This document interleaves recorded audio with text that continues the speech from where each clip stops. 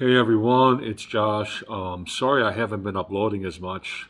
A health issue has come up and kind of taking care of that right now. But today I wanted to do a book review, and that's not something I normally do on this channel. But I read or I actually listened to a really good book in the last week, and I want to review it. And the book is called Split Decision, and it's written by a former gangster rapper, the guy that actually created gangster rap back in the 80s, Ice-T. Now, this is one hell of a book.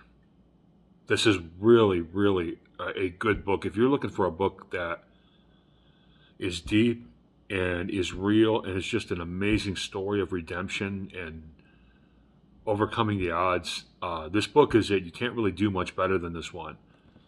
Now, Ice starts out telling his story about basically how he grew up in South Central Los Angeles. He was actually born in New Jersey. He said it before, but I guess nobody heard him. If Ice sees this video, he'll understand that joke. But he moved to South Central Los Angeles on, I believe, Normandy Avenue when he was 11 years old. And he very quickly got drawn into the gang world. Now, Ice did not become a gang member himself, but he spent a lot of time around gangbangers, and he became a street hustler. He was essentially a really good jewel thief, is what he was. Stealing jewels is how he made his money, and he talks about this in the book. He got a crew of partners together, and they would basically break into jewelry stores and take all the gold necklaces and gold rings and gold chains and everything, and then turn around, and sell them in the streets. And that's how Ice made his money, and that's how he survived basically throughout his teenage years, according to the book. And which it's true because I already know this about him. Now he tried his hand in some other stuff too. He pimped for a while. He got involved with it in the drug game for a little bit, not really too long. Decided he didn't really like the drug game, but he had a life changing experience, as the book says, where he got into a major car crash and he was in the hospital for 10 weeks, and he had to take a really long, hard look at his life.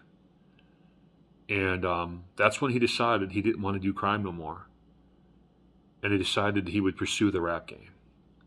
Now, I'm going to leave a lot of the details out about that because I don't want to give away the whole book, right? I want you guys to go out and buy it.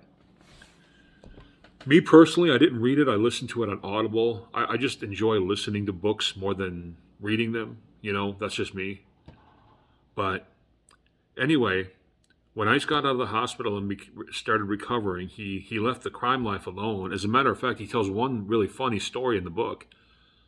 He actually returned to his jewel thief crime days for like a week or two, but something happened. This is a really hilarious story. He had stolen a car, and the car was like missing a part or something that he needed. So he was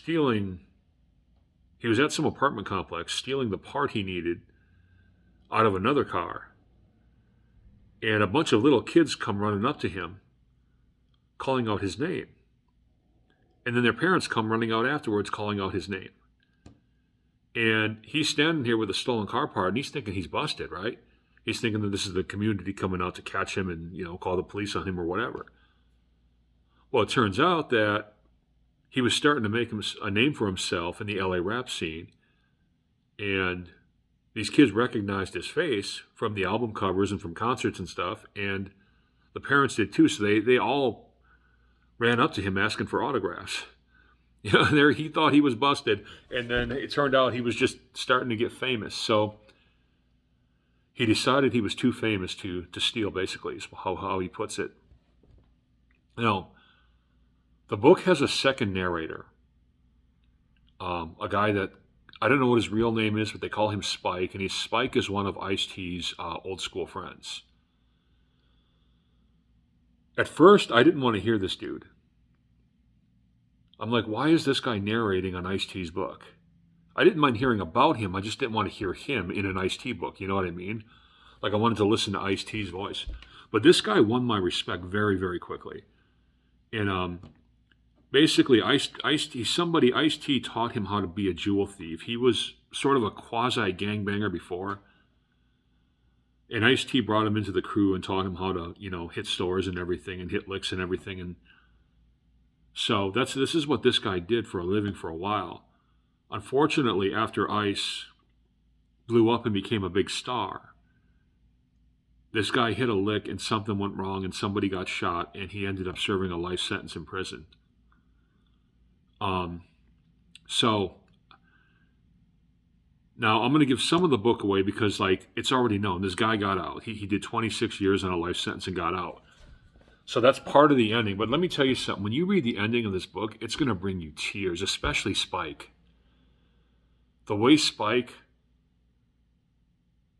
got himself a second chance at life, the way he words this, and just the whole way he tells his whole prison story and everything. When you see the redemption that he has and when it hits you fully towards the end of the book, I don't cry that much, especially when it comes to books or movies or whatever. But I had tears of joy for Spike when he finally revealed how his life turned out after getting out of prison and how he was able to turn things around. The man just blew my mind. And he tells a lot of war stories from the prison battlefield and stuff like that when he, wars with other races and all that. So the book's got plenty of action. But to me, you shouldn't just read it for the action. Read it for the story. This is a story of two guys that had nothing, were living a life of crime, and at some point decided to go straight to see if they could make it. And because of their determination and hard work, they did make it. It took Spike a lot longer than it took Ice-T, but these are guys that never should have made it, statistically speaking. They had everything working against them.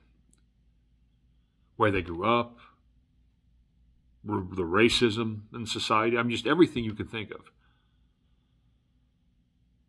But Ice made it, and he made sure to stay in contact with Spike all those years Spike was in prison and look out for Spike when Spike got out. And man, how many people, how many friends do that for you? Think about this.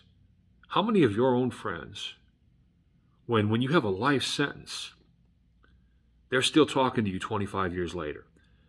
Some really, really, really good friends might still talk to you for 5 or even 10 years after that. But after that, it's almost like you grow apart or something.